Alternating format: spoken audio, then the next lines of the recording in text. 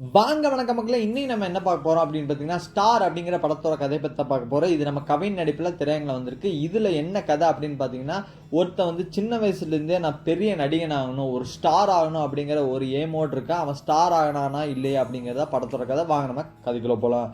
படத்தை ஓப்பன் பண்ணோம்னா 1989 அப்படின்னு காமிக்கிறாங்க. அப்பா வந்து ஒரு அப்பா வந்து தான் பையனுக்கு வந்து ஃபேன்சி டெஸ்ட் காம்படிஷன், அதாவது அந்த போய் பாரதியார் கெட்டப் போட்டு அவர் வந்து மொத்தமா கெட்டப் போட்டிருக்காரு. அப்போ பார்த்து மீசையை காணும். அச்சோ, மீசையெல்லாம் பாரதியார் எப்படி, நீ வேற வசனம் பேசும்போது எல்லாம் சிரிப்பாங்களா அப்படிங்கிற மாதிரி ஒரு யோசனை இருக்கு. அப்பதான் அப்பா ஒன்று சொல்றாரு, ஒரு நடிகன் வந்து எதை வேணா மறக்க வைக்க முடியும், உன் மீசையை மறக்க வைக்க முடியாதா, அதனால வந்து நீ வந்து கான்ஃபிடண்டா பேசு, உன் மீசையவே மறந்துடும் ஆடியன்ஸ் எல்லாம் அப்படிங்கிற மாதிரி மோட்டிவேஷன் படுத்தி அனுப்புறாங்க. இவர் பேர் கலையரசன், இந்த குட்டி பையன் தான் கவின். இவர் வந்து ஸ்பீச் பயங்கரமா பேசி மொத்தமா எல்லாத்தையுமே மறக்கடிச்சிடுறாரு. அப்பதான் இன்ட்ரோடக்ஷன் போடுறாங்க, ஸ்டார் அப்படிங்கிற மாதிரி இன்ட்ரோடக்ஷன் போறாங்க. இவர் கலையரசன் ஃபேமிலியில யார் யார் அப்படின்னு பார்த்தீங்கன்னா, இவங்க பாட்டி, இவங்க அப்பா, இவங்க அம்மா, ஒரு அக்கா இருக்காங்க. இதுதான் இவங்க ஃபேமிலியோட குட்டி விரிவாக்கம் அப்படின்னே சொல்லலாம். இப்போ இவர் கொஞ்சம் பெரிய பையனாக இவர் ஸ்கூலுக்கு போறாரு. ஸ்கூல்ல இருந்து இவருக்கு வந்து நடிப்பு தான் ஆரம்பம். இவங்க அப்பாவும் வந்து இந்த பீச்சில் வந்து இந்த ஸ்டார்ஸோட பிக்சர்ஸ் எல்லாம் இருப்பாங்களா, அங்கே நடுவில் வச்சு இவங்க அப்பா ஃபோட்டோ எடுத்துகிட்டே இருப்பார். நீ ஒரு நாளைக்கு இந்த படத்தில் நீயும் வரவிடா அப்படிங்கிற மாதிரி மோட்டிவேஷனாக இருப்பார். ஸ்கூல்லேருந்தே இவர் வந்து ஆக்டிங்கில் தான் போகணும் அப்படிங்கிற மாதிரி முடிவு வைக்கிறாரு. ஒரு கட்டத்தில் வந்து இவர் வந்து விஸ்காம் எடுக்கலாம் அப்படிங்கும்போது அவங்க அம்மா வந்து முடியவே முடியாது, நீ இன்ஜினியரிங் தான் எடுக்கணும் அப்படிங்கிற மாதிரி இன்ஜினியர் எடுக்க போகிறாரு. 12th இவர் மார்க் பார்த்தீங்கன்னா வச்சுக்கோங்க 70-71 இருக்கங்காட்டி உங்க அம்மா பயங்கரமா டென்ஷன் ஆயிடுறாங்க. இதனால வந்து ஒரு பிரயோஜனம் இல்லை அப்படிங்கிற மாதிரி டென்ஷன் ஆகிறாங்க. இவருக்கு ஒரு ஃப்ரெண்ட் இருக்காரு, அவர் வந்து இவரோட பெஸ்ட் ஃப்ரெண்ட். அவரும் அப்படிதான் இவரை பார்த்து பிட் எழுதி அவரு 70-71 வாங்கி வீட்டில் செருப்படி வாங்கிட்டு இருந்தாங்க. இப்போ மொத்தமாக அவங்க 2 பேரும் சேர்ந்து காலேஜுக்கு போறாங்க. காலேஜில் போய் இன்ஜினியரிங் காலேஜில் தான் இவரும் சேர்றாரு. இவர் சேர்ந்தவொடனே ஆஸ் யூஸ்வல் என்ன நடக்கும் அப்படின்னு பார்த்தீங்கன்னா, இவரும் படிக்காமல் நான் தாண்டா இந்த காலேஜே கண்ட்ரோல் பண்ணுறவன் அப்படிங்கிற மாதிரி தெனாவட்டா திரியிறாரு. அப்போ தான் வந்து இவர் வந்து செகண்ட் இயர் படிக்கும்போது ஃபர்ஸ்ட் இயர்லாம் புதுசாக வர்றாங்க அப்படின்னு சொல்லிட்டு இவர் வந்து பயங்கரமாக ரெடி ஆயிடுச்சா, ஏதோ ஒரு பொண்ணு வந்து பயங்கரமாக வரும் அப்படிங்கிற மாதிரி ரெடியாகி போகிறாரு. அப்போ தான் ஹீரோயின் இன்ட்ரக்ஷன் ஆகுது. ஹீரோயின் பேர் மீரா. ஹீரோயினை பார்த்தவொடனே இவருக்கு அப்பா ரொம்ப அழகாக இருக்காங்களே, இவங்க லவ் பண்ணிட வேண்டியது அப்படிங்கிற மாதிரி ஆஸ் யூஸ்வல் ஸ்டோரியோட இவர் வந்து அந்த பொண்ணுக்கு வந்து நல்லா லவ் பண்ணுற மாதிரி பல வித்தைகளை காமிக்கிறாரு. அப்போ அந்த பொண்ணு கண்டுக்காமையே போயிடுது. இது மட்டும் இல்லாமல் என்ன நடக்குது அப்படின்னு பார்த்தீங்கன்னா, அந்த பொண்ணுக்கோசமே ஒரு பாட்டு எழுதி பயங்கரமாக வந்து ஸ்டேஜில் பாடுறாரு. அப்போ ஒரு சீனியர் பசங்க எல்லாமே இவரை கிண்டல் பண்ண இவர் கிட்டார் எடுத்து அந்த சீனியர் பசங்களை மண்டையை உடைக்கிறாரு. அதுக்கு அடுத்த நாள் என்ன நடக்குது அப்படின்னு பார்த்தீங்கன்னா, ஹீரோயின் கிட்ட போய் இந்த மாதிரி உனக்கு இதுதான் பிடிச்சது அதுதான் பிடிச்சதுன்னா மொத்தமாக ஹீரோயினுக்கு பிடிச்சதெல்லாம் சொல்ல, அப்போ ஹீரோயின் பலார்னு ஒரு கன்னத்தில் விட்டுட்டு, இதெல்லாம் தெரிஞ்சு வச்சிருக்கே, எனக்கு ஒரு அண்ணன் இருக்கான்னு தெரிஞ்சு வச்சிருக்கியா, என் அண்ணன் மண்டையை தான் நீ உடச்ச அப்படிங்கிற மாதிரி சொல்ல ஹீரோக்கு பயங்கரமான சாக்கு. அச்சுட்டோம் மச்சா மண்டையை உடச்சிட்டேனா அப்படிங்கிற மாதிரி ஹீரோக்கு சாக்கு. ஹீரோயினை வந்து பயங்கரமாக தொல்லை பண்ண ஆரம்பிச்சிட்டாங்க. சுற்றி இருக்கணும், என்ன அவனே அடிச்சிட்டியா, அவன் ஏன் ஆள் தெரியுமா, அவனை எத்தனை நாளாக நான் லவ் பண்ணிருக்கேன் தெரியுமான்னு சொல்லிட்டு அந்த கேர்ள்ஸ்லேருந்து டீச்சர்ஸ் வரைக்கும் ஹீரோவை சப்போர்ட் பண்ணுற மாதிரி ஹீரோயினுக்கு பேசுகிறாங்க. ஹீரோயினுக்கு பேச ஒருவேளை அவன் நல்லா வந்தானோ அப்படின்னு ஹீரோயினுக்கு ஒரு கட்டத்தில் தோணுது. இப்போ டேரெக்டாக ஹீரோ என்ன பண்ணிடுறாருனா, ஹீரோயினோட வீட்டுக்குள்ளேயே போய் ஜம்ப் பண்ணிடுறாரு ஏனியை போட்டு. இந்த மாதிரி நான் சாரி சொன்னால் தான் போவேன் அப்படின்னு சொன்னோன்னே, ஆளுக்கு வேணா 2 பூரி சொல்லிட்டு அப்படிங்கிற மாதிரி மொக்க காமெடியெல்லாம் போட்டு ஒரு நைட் ஃபுல்லாக அங்கேயே வந்து ஃபன் பண்ணிட்டு இருக்காங்க. இதெல்லாம் நடந்துட்டு இருக்கவும் ஹீரோ வந்து வெளியே சான்ஸ் நடிக்கிறதுக்கான சான்ஸ் தேடிட்டு தான் இருக்காரு. இவரும் இவங்க அப்பாவும் போய் ஒரு ப்ரொடியூசரை மீட் பண்ணும்போது, ஒன்றும் பிரச்சனை சார், உங்கள் பையன் தான் ஹீரோ, ஆனால் ஒரு 5 லட்ச ரூபா வேணும் அப்படிங்கிற மாதிரி சொல்லிடுறாங்க. இந்த மாதிரி வந்து எங்கேயுமே சான்ஸ் கிடைக்காம அலமோதிட்டு இருக்காரு. அதே டைமில் வந்து ஹீரோயின் வந்து நம்ம ஹீரோ கிட்ட வந்து இந்த மாதிரி அழுதுட்டு நிற்கிறாங்க, என்னை ஒருத்தர் கிண்டல் பண்ணா அப்படின்னு சொல்லிட்டு ஹீரோவும் போய் அடின்னு அடிச்சு மண்டையை உடைச்சிடுறாரு. அதுக்கப்புறம் பிரின்சிபால் ரூமுக்கு போனதுக்கப்புறம், எதுக்கு ஹீரோயின் வந்து இந்த மாதிரி ட்ரெஸ் போட்டால் தானே கிண்டல் பண்ணாங்க, பொண்ணுங்க இந்த மாதிரி ட்ரெஸ்ஸும் போடக்கூடாது, எந்த ஈவெண்ட்லையும் கலந்துக்கூடாது, டான்ஸ் ஈவெண்ட் அப்படிங்கிற மாதிரி ஸ்ட்ரிக்டாக ஆர்டர் போடுறாங்க காலேஜ்லேருந்து. இவர் அதெல்லாம் வந்து வேற மாதிரி எடுத்துகிட்டு போகலாம் அப்படின்னு சொல்லிட்டு ஹீரோவே வந்து பொண்ணு வேஷம் போட்டு, ஹீரோ அதாவது பொண்ணுங்க தான் பொண்ணு வேஷம் போட்டு ஆடக்கூடாது, சாரி பொண்ணுங்க பொண்ணு ஆடக்கூடாது, அதனால வந்து நான் பொண்ணு வேஷம் போட்டு ஆடுறேன் அப்படின்னு சொல்லிட்டு ஹீரோ பொண்ணு வேஷம் போட்டு டம்முன்னு ஆடிட்டு அதுக்கப்புறமா மோட்டிவேஷனல் ஸ்பீச் சொல்கிறாங்க. அதாவது இந்த மாதிரி வந்து பெண்ணுங்களை அடிமையாக தான் வச்சுருப்பாங்க, நீங்கள் தான் ரெக்கையை விரித்து பறக்கணும் அப்படிங்கிற மாதிரி பயங்கரமான ஒரு மோட்டிவேஷனல் ஸ்பீச் சொல்ல அப்போவே ஹீரோயினுக்கு லவ் வந்துடுது. ஆஹா, உன்னை இதுக்கோசமே லவ் பண்ணுறான்டா, ஐ லவ் யூ அப்படிங்கிற மாதிரி சொல்லிடுறாங்க. 2 பேரும் சேர்ந்து காதல் ஜோடியாக சிட்டாக பறந்துட்டு இருக்காங்க. இந்த மாதிரி சிட்டாக பறந்துட்டு இருக்கும்போது ஒரு குறிப்பிட்ட கட்டத்தில் காலேஜும் முடிய வருது. காலேஜ் முடிய வரும்போது என்ன நடக்குது அப்படின்னு பார்த்தீங்கன்னா, இவருக்கு வந்து ஒரு பாம்பேல ஒரு மிகப்பெரிய சான்ஸ் கிடைக்குது. என்ன சான்ஸ் அப்படின்னு பார்த்தீங்கன்னா, ஆக்டிங் கிளாஸில் வந்து நீங்கள் வந்து அங்கே வந்து ஒர்க் ஷாப் அட்டன் பண்ணலாம் அப்படிங்கிற மாதிரி பாம்பேல ஒரு ஆஃபர் கிடைக்கு. அங்கே போகணுன்னா பல செலவாகும் அப்படின்னு சொல்லிட்டு எங்கள் வீட்டிலலாம் கேட்க, வீட்டில் அவங்க அம்மா கழுவி ஊற்றுறாங்க. இந்த மாதிரி நம்ம ஃபேமிலி சுச்சுவேஷன் எப்படி இருக்குது தெரியுமா, உங்கள் அப்பாவுக்கு உடம்பு சரியில்லை தெரியுமா, நீ பாட்டுக்கு வந்து சினிமான்னு சுற்றி இருக்க, அதில் காசு வருமா, ஒழுங்காக வேலைக்கு போய் முன்னேற வழியை பாரு அப்படிங்கிற மாதிரி எமோஷனலாக பேச, இவருக்கு ஹீரோக்கு வேறு வழி தெரியாமல் சரி அப்படின்னு சொல்லி இன்டர்வியூ அட்டன் பண்ண போகிறாரு.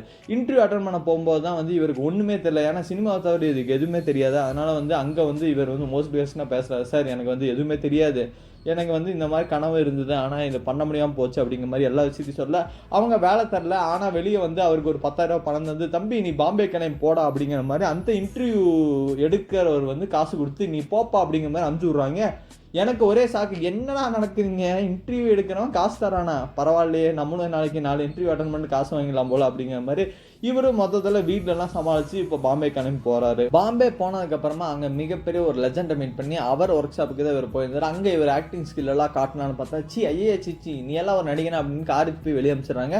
அந்த ஒர்க் ஷாப்லேயும் இவருக்கு பிளேஸும் கிடைக்கல. அதனால் இவர் வந்து பயங்கரமாக உடஞ்சு போயிடுறாரு.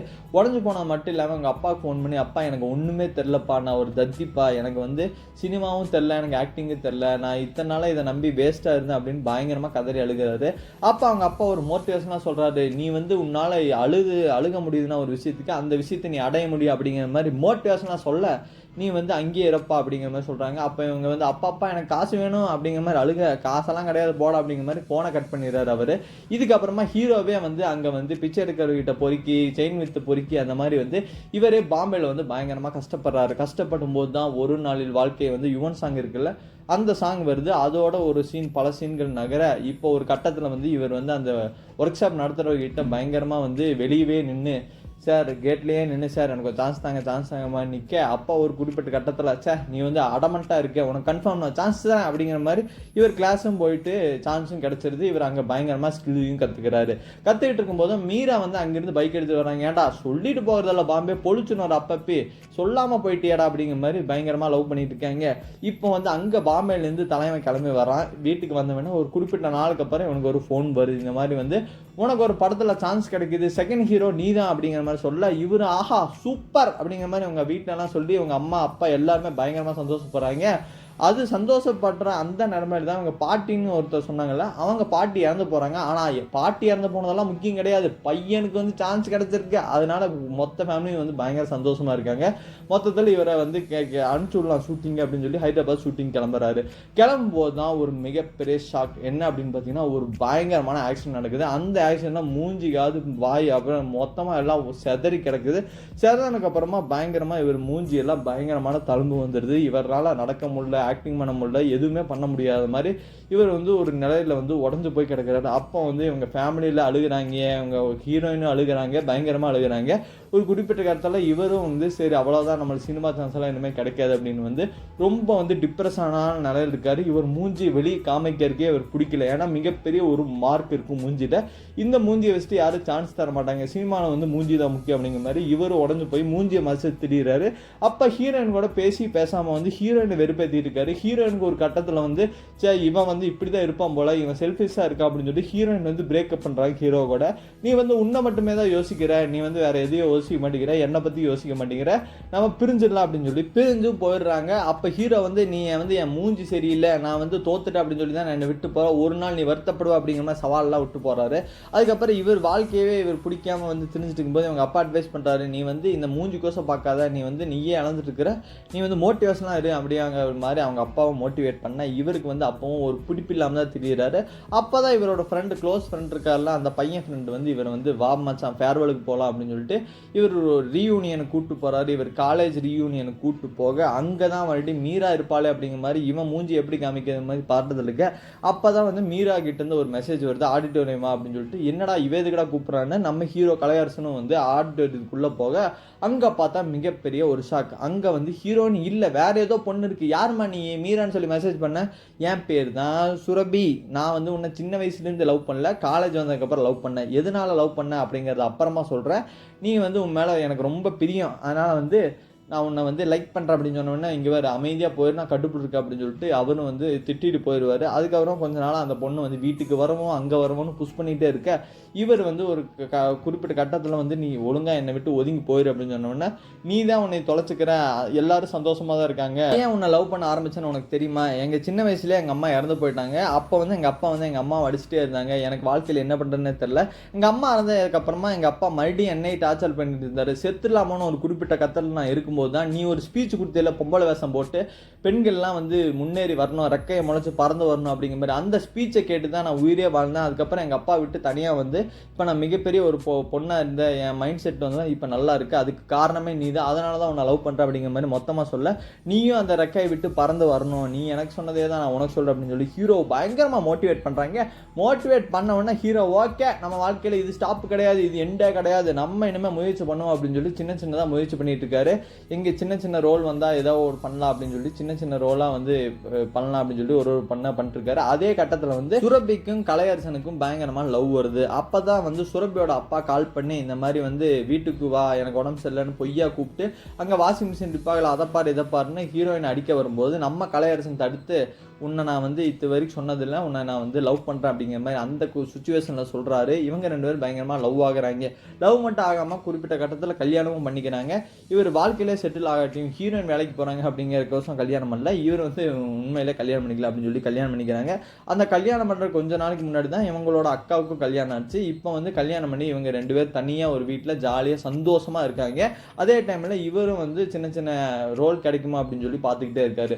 ஒரு கட்டத்தில் தான் அவங்க அம்மா வந்து என்ன சொல்கிறாங்க அப்படின்னா, நீயும் வேலைக்கு போனதாப்பா உண்டு, ஏன்னா வந்து உங்கள் அப்பாவோட ஹார்ட் ஆப்ரேஷன் வந்து பண்ணதே வந்து நம்ம சுரபி தான், அவள் தான் காசு கொடுத்தா, நீ உன்னால் எதையுமே கான்ட்ரிபியூட் பண்ண முடியல, அதாவது உன்னால் காசு கொடுக்க முடியல, அதனால் வந்து நீ எதா பண்ணாதான்ப்பா அவள் பண்ண முடியும், அவளே ஒத்தையாக வந்து ஓடிக்கிட்டு இருக்கு அப்படின்னு சொன்னோடனே இவருக்கும் சரி நம்ம பண்ணுறதா தப்பு போல், நம்ம சினிமாவில் இதுக்கு மேலே சான்ஸ் கிடைக்காது, நம்ம வந்து சிவனேன்னு ஒரு வேலைக்கு போவோம் அப்படின்னு சொல்லி வேலைக்கும் போக ஆரம்பிக்கிறாரு. வேலைக்கு போனது மட்டும் இல்லாமல் இவர் கொஞ்ச நாள் வேலைக்கு போயிட்டு இவங்க ஃபேமிலியோட சந்தோஷமாக தான் இருக்காரு. அப்போ சந்தோஷமாக இருக்கும்போது தான் திடீர்னு வந்து இவருக்கு வந்து மிகப்பெரிய ஒரு அவார்டு தராங்க. நீ தான்ப்பா ஒர்க்கர் அப்படின்னு அவார்டு தரும்போது தான் இவருக்கு வந்து ஸ்ட்ரைக் ஆகுது. சே நம்ம வந்து எந்த அவார்டு வாங்க சொன்னால் எந்த அவார்டா வாங்கிட்டு இருக்கோம் அப்படிங்கிற மாதிரி இவர் தூக்கி போட்டு செம்ம கடுப்பாயிடுறாரு. கடுப்பானதுக்கு அப்புறமா ஒரு 2வது நாள் என்ன நடக்குது அப்படின்னு பார்த்தீங்கன்னா வந்து அங்கே ஆஃபீஸில் ஒரு ஷூட்டிங் நடக்க, அப்போ வந்து ஒரு ஆஃபீஸ் இருக்கிற ஒரு ஆளை வந்து நடிக்க வைங்க அப்படிங்கிற மாதிரி சொல்லும்போது அப்போ வந்து அவன் மேனேஜர் வந்து சரி இவனை நடிக்க வைக்க வேணாம், இவன் மூஞ்சி கோடாக இருக்குது, வேற வேணா நடிக்க வைக்கலாம் அப்படின்னு சொல்லி கலையரசனை ஹேர்ட் பண்ணனால கலையரசனுக்கு பயங்கரமாக கோவம் வந்தது. ஏன் இந்த மூஞ்சியெல்லாம் நடிக்காதடா, நானும் நடிச்சு காமிக்கிறேன், நானும் பெரிய ஸ்டார் ஆக்கி காமிக்கிறேன் அப்படின்னு சொல்லி பயங்கரமாக வெறியாக பேசிட்டு வேலையை விட்டுட்டு வந்துடுறாரு. விட்டுட்டு வரும்போது தான் ஹீரோயின் வந்து ப்ரெக்னென்ட்டான விஷயத்தை வந்து ஆர்வமாக சொல்லலாம் அப்படின்னு சொல்லி வெயிட் பண்ணிட்டு இருக்காங்க. அப்போ தான் ஹீரோ வந்து டல்லாக இருக்கிற பார்த்து ஹீரோயின் ஏன் உன் மூஞ்சி இப்படி இருக்குன்னு சொன்னோன்னே அவருக்கு பயங்கரமாக கடுப்பாயிருது. ஏன்னா ஏற்கனவே இன்சல்ட் பண்ணி அனுப்பிச்சிருக்காங்க, ஏன் என் மூஞ்சியை பார்த்தா எப்படி தான் தெரியுது, உங்களுக்கெல்லாம் எப்படி தெரியுது என் மூஞ்சியை பார்த்தா அப்படிங்கிற மாதிரி டென்ஷன் ஆகி, தயவு செஞ்சு நீ வந்து நான் சாதிக்கிற வரைக்கும் எங்கேயா போயிரு, என் கண்ணு முடியாடியே வராத, என்னை விட்டு போயிரு, அதுதான் உனக்கும் நல்லது, நான் ஒரு பைத்தியக்காரன், நான் பாட்டுக்கு ஏதோ பண்ணி நான் பொழைச்சிக்கிறேன், நீ என்னை விட்டு போயிரு அப்படிங்கிற மாதிரி ஹீரோனை பயங்கரமாக கத்தி விட்டுறாங்க. ஹீரோயினும் அந்த விஷயத்த சொல்லாமையே கிளம்பி போயிடுறாங்க. அவங்க பாட்டி வீட்டுக்கு போய் அவங்க பாட்டி வீட்டிலே இருக்கலாம் அப்படிங்கிற மாதிரி அங்கேயே இருக்காங்க. இவங்க ப்ரெக்னென்ட்டான விஷயம் இவங்க ஃபேமிலிக்கும் சொல்லல, யாருக்கும் சொல்லல, அவங்க தனிமையாக போயிட்டாங்க. இவர் வேலைக்கு போனாங்காட்டிக்கு அவங்க அப்பா வந்து அட்வைஸ் பண்ணுறாரு, நீ ஏன் அவளை விட்ட, அவளை மாதிரி ஒரு பொண்ணு உனக்கு நினச்சாலும் கிடைக்காது, ஒழுங்கு அவளை போய் சமாதானப்படுத்த அப்படின்னு சொன்னோன்னா முடியாதுப்பா அப்படின்னு சொன்னோடனே, நீ வந்து நான் முதல்லையாவது நீ சினிமாவில் தான் தோத்துட்டேன்னு நினச்சேன், நீ வாழ்க்கையிலையும் தோத்துட்டடா, நீ எல்லாம் கடைசி வரைக்கும் இப்படி தான் இருப்ப, உன்னால் ஸ்டாரே ஆக முடியாது அப்படிங்கிற மாதிரி அவங்க அப்பா எமோஷனலாக பேச இவருக்கு பயங்கரமாக கடுப்பாயிருது. இவரும் அதுக்கப்புறமா சான்ஸ் தேடி அலையலாம் அப்படிங்கிற மாதிரி போக இவர் வந்து நிறைய ஆடிஷன் வீடியோ ரெக்கார்ட் பண்ணி அமுச்சு விட்றாரு. ஒரு கட்டத்தில் வந்து அமுச்சு விட்ட வீடியோ கிளிக் ஆகுது. யார் பார்க்குறா அப்படின்னு பார்த்தீங்கன்னா வெற்றிமான் பார்க்குறாரு. வெற்றிமான் பார்த்தோன்னே சே இந்த பையன் நல்லா நடிக்கிறானே அப்படிங்கிற மாதிரி சொல்ல, அப்போ அசிஸ்டன்ட் இருக்குங்க சார் அவன் மூஞ்சில் ஒரு கோடாவது மயிராவது டே கூப்பிட்றாவன அப்படிங்கிற மாதிரி சொல்கிறாங்க. அப்போ தான் ஹீரோக்கு ஒரு கால் வருது, இந்த மாதிரி வெற்றிமான் ஆஃபீஸ்லேருந்து வராங்க, நீங்கள் வாங்க கிளம்பி அப்படின்னு சொல்லி இவரும் கிளம்பி போகிறார் வெற்றிமான் ஆஃபீஸ்க்கு. அப்போ கிளம்பி போகும்போது தான் இவருக்கு ஒரு ஃபோன் கால் வருது. என்ன அப்படின்னு பார்த்தீங்கன்னா இவங்க ஒய்ஃப் வந்து பயங்கர கிரிட்டிக்கல் சுச்சுவேஷனில் ஹாஸ்பிட்டல் இருக்காங்க, ஏன்னா ப்ரெக்னெண்ட்டாக இருக்காங்கன்னு இப்போ தான் இவருக்கு தெரியுது. இவர் தெரிஞ்ச உடனே பார்க்குறாச்சா வெற்றிமாறன் ஆஃபீஸ்க்குள்ளே போகிறதா இல்லை ஹீரோயின் போய் காப்பாற்றுதா அப்படிங்கிற மாதிரி 2 ஆலோசனை வந்து இவருக்கு வருது. அப்போ தான் திடீர்னு வந்து கட் பண்ணிவிட்டு இவர் வந்து குடுகுடுன்னு ஹாஸ்பிட்டல் வர மாதிரி ஒரு சீனை காமிக்கிறாங்க. இது வந்து பயங்கரமான சிங்கிள் ஷாட் சீனு, தேட்டரில் பார்த்தீங்கன்னா தெறிக்க விடும். இவர் சிங்கிள் ஷாட்டில் வந்து இவர் வந்து ஹாஸ்பிட்டல் போனவொன்னே அப்போ தான் சொல்கிறாங்க இந்த மாதிரி ஒய்ஃப் கிரிட்டிக்கல் சுச்சுவேஷனுக்காக போய் பிளட் வாங்கிட்டு வாங்க அப்படின்னு. இவர் ஓடி பிளட் வாங்கி கொடுக்குறாரு. அதே நேரத்தில் கரண்ட் கட்டாது. இவர் வந்து வெளியே வந்து கடவுளை வேண்டாரு, இந்த மாதிரி எப்படியாவது என் ஒய்ஃபை காப்பாற்றுன்னு. அப்போ தான் வந்து டாக்டர் கூப்பிட்றாங்கன்னு போக அப்போ ஒய்ஃப் இறந்துட்டாங்க அப்படிங்கிற மாதிரி ஒரு கஷ்டமான விஷயத்த சொல்கிறாங்க. உங்களுக்கு பெண் குழந்தை பிறந்திருக்கு அப்படின்னு கையிலையும் தராங்க. இவருக்கு வந்து பயங்கரமாக உன்னை விட்டுட்டனே, நான் வந்து போயிருக்கக்கூடாது உன்னை விட்டு அப்படிங்கிற மாதிரி பயங்கரமாக அழுகிறாரு. அப்போ தான் கட் அப்படிங்கிற மாதிரி வெற்றிமாறன் சொல்கிறாரு. ஏன்னா இது வந்து ஒரு சினிமா சீன், அப்படிங்கிற மாதிரி இவர் மிகப்பெரிய ஸ்டார் ஆயிட்டாரு அப்படிங்கிற மாதிரி ரெஜிஸ்டர் பண்றாங்க. ஒரு குறிப்பிட்ட கட்டத்துக்கு அப்புறம், அதாவது சில வருடங்களுக்கு அடுத்து அப்படி மாதிரி காமிக்க, இவரோட அப்பா இருக்கார்ல, அவர் அதே மாதிரி பீச்சில் போட்டோ எடுக்கிறாரு.